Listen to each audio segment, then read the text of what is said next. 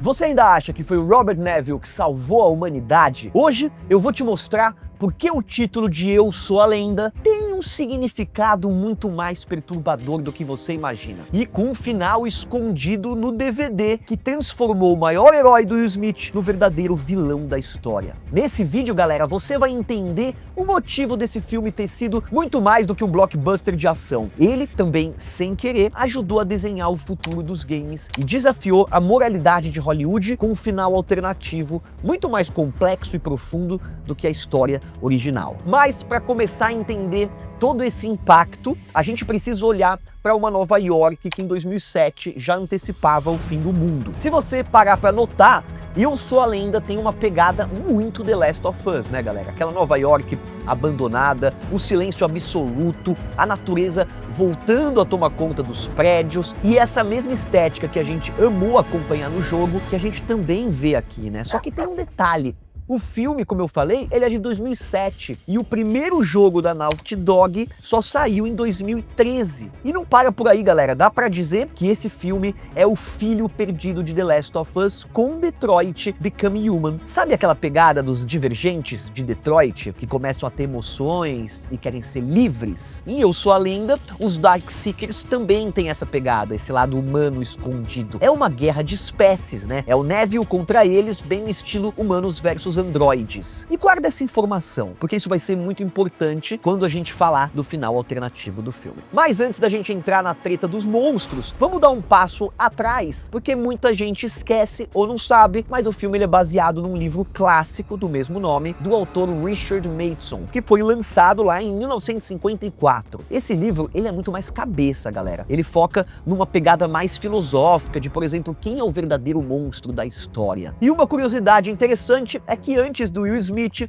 o cinema já tinha ganhado aí outras adaptações, sendo uma com o Vincent Price em Os Mortos que Matam e outra com Charlton Heston em A Última Esperança da Terra. Mas falando sobre a proposta que é trazida pelo livro, quem leu a versão original conseguiu perceber que a versão cinematográfica deu aí uma bela suavizada no que seria o tema central da trama, aquela reflexão que é muito mais profunda e que vai além das batalhas do bem contra o mal. Tudo começa com uma promessa de esperança que virou o maior pesadelo da humanidade, o vírus KV, o vírus KV, uma modificação genética que devia curar o câncer, mas que em algum momento acabou extinguindo 90% da população mundial e transformando o restante em criaturas pálidas, agressivas e que não suportam a luz do sol. E no meio aí desse deserto de asfalto que acabou virando Nova York, sobrou o Robert Neville, que é um virologista brilhante, mas que vive uma rotina que é de partir o coração, né, galera? Ele caça cervo na Times Square, joga golfe em cima de um porta-aviões, é muito doido isso, né? E conversa com manequins na locadora, só pra não esquecer como é o som de uma voz humana. A única coisa que mantém a sanidade do cara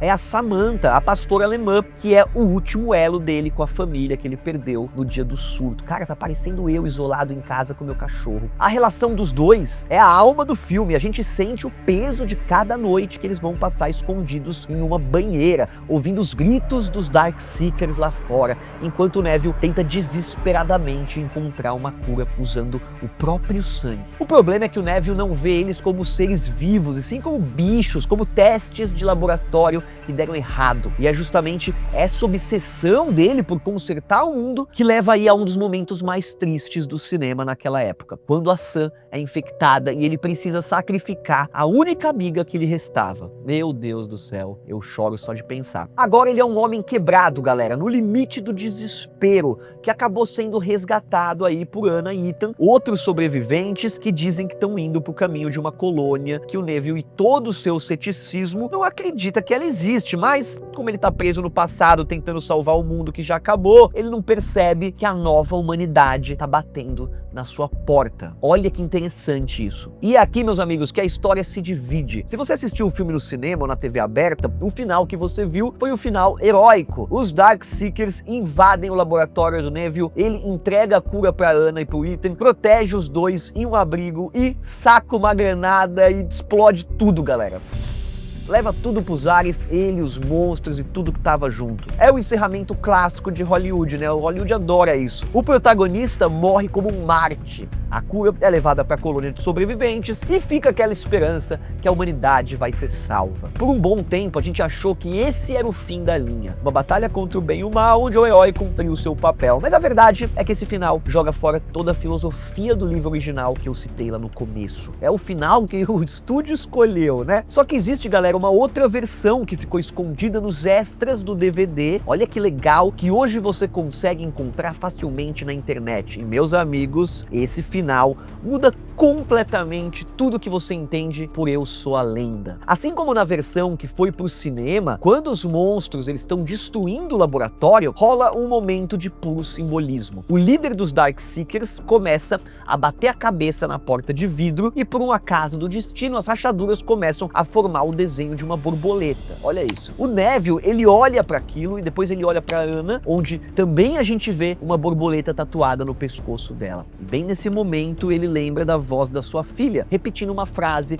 que ela sempre dizia: olha papai, é uma borboleta. Mas a grande mudança do final oficial para esse alternativo começa bem aqui. Presta atenção, porque é nesse momento que cai a ficha do Neville e a nossa também, o que é muito legal. Ele percebe na verdade que os Darkseekers não são feras irracionais. Isso é muito da hora. Eles têm um senso de família, eles têm sentimentos e até uma organização social. O líder ele estava ali porque ele precisava resgatar a sua companheira que tinha sido capturada, né, pelo cientista. O Neville então abre a porta, devolve a cobaia, né? E em vez de uma explosão, o que a gente vê é um pedido de desculpas silencioso, sem sacrifícios, sem granada, apenas um reconhecimento mútuo, um olhar. Muito legal, né? O Neville sobrevive e parte com a Anna e o Ethan, mas ele sai dali com a certeza de que o mundo não precisa mais dele para ser curado. No final que a gente viu no cinema, o Neville é uma lenda porque ele foi o herói que salvou a humanidade, beleza. Mas seguindo a lógica do livro e desse final escondido, ele acaba se tornando uma lenda para os monstros. Olha que da hora, galera, como dá pra ficar muito tempo pensar sobre isso filosoficamente. A gente nunca pensa nos monstros, a gente nunca pensa na família do bandido que morre. Isso é muito engraçado, até o Austin Powers do filme já brincou com isso. Vamos imaginar então pela perspectiva dos Darkseekers. Eles estão lá vivendo a vida deles de Darkseekers, né? De repente existe um bicho papão, né? Um tal de humano que sai de dia,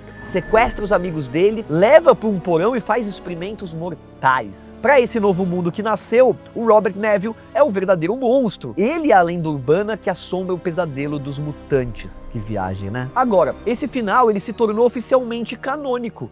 Como não? Cult, maravilhoso. Isso porque a roteirista Akiva Goldsman já confirmou que a continuação, que vai chegar em 2017, vai ignorar o final do cinema e continuar a partir desse final alternativo. Então você tem que assistir. Quem gosta de Eu Sou a Lenda já vai no YouTube e já dá uma olhada nesse final, senão você não vai entender a continuação que vai aparecer aí ano que vem. Por isso que o Will Smith vai estar de volta. E ele não vem sozinho, né? O Michael B. Jordan também está confirmado no elenco. A ideia é mostrar o mundo uns 20, 30 anos depois, com a natureza tendo retomado tudo. Inclusive, a produção diz que está usando muito de The Last of Us como referência de clima, de visual, o que é muito legal, né? O Neville agora vai ser um homem mais velho, vivendo num mundo onde os Darkseekers são a espécie dominante, e também tá rolando aí boatos de que o Michael B. Jordan vai ser o líder de um novo assentamento, isso em Connecticut. E o embate entre eles vai ser justamente sobre como liderar essa nova realidade. Será que o Neville finalmente aceitou que ele não é mais o dono do mundo e que agora ele vai ter que lidar com outra raça? Que loucura, hein? Bom, no final das contas, a grande pergunta que fica é: Eu Sou a Lenda sempre foi sobre o último herói da Terra ou sobre o último homem incapaz de aceitar que o mundo seguiu em frente sem ele? Às vezes, meus amigos, a gente se apega tanto à jornada do herói clássica do cinema que nem percebe que o protagonista virou o vilão da história de outra pessoa. E é por isso que essa sequência de 2027 tem tudo para ser ainda mais profunda, mostrando que a cura talvez não seja uma vacina, mas sim o respeito entre as diferenças. Mas e você? Agora que sabe de toda a verdade, qual final que você prefere? Você ainda prefere o sacrifício explosivo motivo do cinema ou a virada moral do final do DVD? Mais complexo, mais cabeça, tem que pensar um pouco mais. Comenta aí embaixo se você já conhecia essa versão e o que você espera ver no embate entre o Will Smith e o Michael B. Jordan. Não esquece também de deixar o seu like, se inscrever no canal e falar o que você tá achando dessa nova fase. Liga o sininho sinistro porque vai rolar outras análises do mundo do cinema. Valeu!